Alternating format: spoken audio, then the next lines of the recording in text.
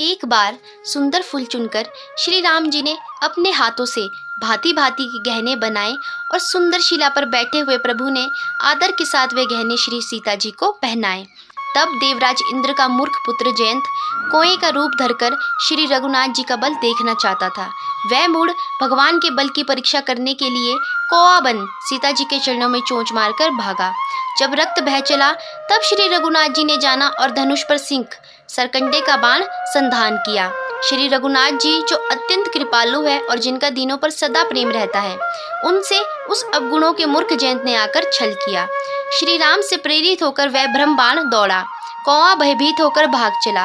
वह अपना असली रूप धरकर पिता इंद्र के पास गया, पर श्री राम जी का विरोधी जानकर देवराज इंद्र ने उसको नहीं रखा। तब वह निराश हो गया।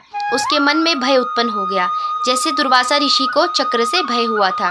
वह ब्रह्मलोक, शिवलोक आदि समस्त लोकों में थका हुआ और भय शोक से व्याकुल होकर भागता फिरा, पर रखना तो दूर रहा, किसी ने उसे बैठने तक के लिए नहीं कहा। आखिर श्री राम जी के द्रोही को कौन रख सकता है। किंतु नारद जी ने जयंत को व्याकुल देखा तो उन्हें दया आ गई, क्योंकि संतों का चित्त बड़ा कोमल होता है। उन्होंने उसे समझाकर तुरंत श्री राम जी के पास भेज दिया। उसने जाकर पुकार कर कहा, हे शरणागत, हे हितकारी, मेरी रक्षा कीजिए। आतुर और भयभीत जयंत ने जाकर श्री राम जी के चरण पकड़ लिए और कहा, हे दयालु रघुनाथ जी, रक्षा कीजिए, रक्षा कीजिए। आपके अतुलित बल और आपकी अतुलित प्रभुता सामर्थ्य को मैं मंदबुद्धि जान नहीं पाया था। अपने कर्म से उत्पन्न हुआ फल मैंने पा लिया। अब हे प्रभु, मेरी रक्षा कीजिए, मैं आपकी शरण में आया हूँ।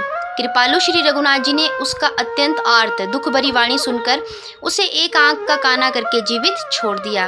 उसने मोहवश जो द्रोह किया था, इसके लिए यद्यपि उसका वध ही उचित था, पर प्रभु ने कृपा करके उसे छोड़ दिया। श्री राम जी के समान कृपालु और कौन होगा। श्री राम कभी भी अपनी शरण में आने वाले को निराश नहीं करते, इसलिए उन्हें कृपा निधान भी कहते हैं। दोस्तों, आपने ये प्रसंग अवश्य ही रामायण में भी देखा और सुना होगा। तो दोस्तों, आशा करती हूँ कि आपको आज की वीडियो पसंद आई होगी, और अगर आपको वीडियो पसंद आई होगी तो वीडियो को लाइक करके चैनल को सब्सक्राइब करके बेल आइकन को प्रेस कर दीजिएगा। धन्यवाद।